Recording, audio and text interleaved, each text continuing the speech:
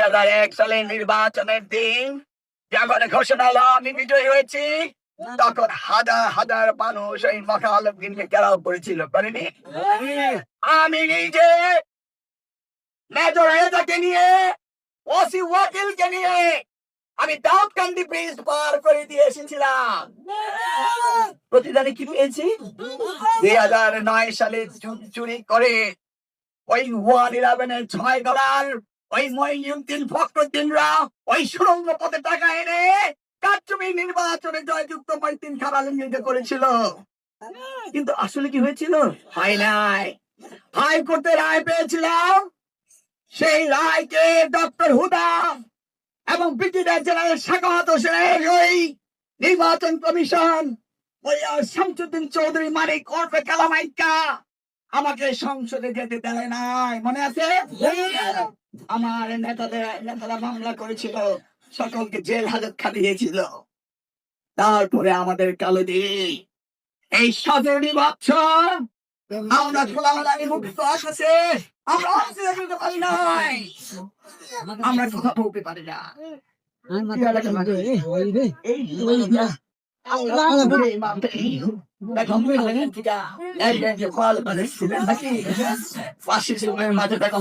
নামিয়েছিলাম এই মাঠে, তারেক রহমান এসেছিল, মনে আছে?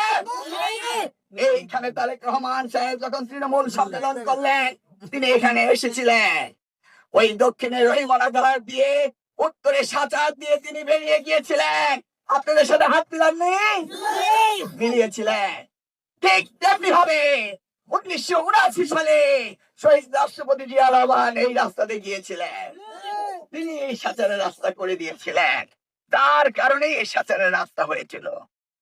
প্রিয় এলাকাবাসী, আমরা অনেক কষ্টে দিন কাটিয়েছি। দুঃখের কথা আমার প্রিয় স্যারকে বলে আমাদের রাত্র শেষ হবে না। আমাদের কত কান্না, আমাদের কত কষ্ট আপনারা সকলেই দেখেছেন। আমরা কিন্তু পালিয়ে যাইনি, বেদক খালেদা জিয়া পালিয়ে যায়নি।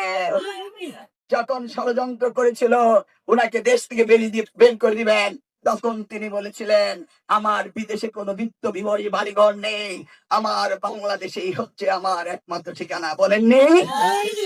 আজকে আমাদের প্রিয় নেতা তারেক রহমান সাহেব শুধু লন্ডনে বসে নয়, 1000 মাইল দূরে বসে আজকে যে এই সংগঠনকে শক্তিশালী করছে, স্যার আপনি দেখে যান, এই সবই হচ্ছে আমাদের প্রিয় নেতা তারেক রহমানের অবদান।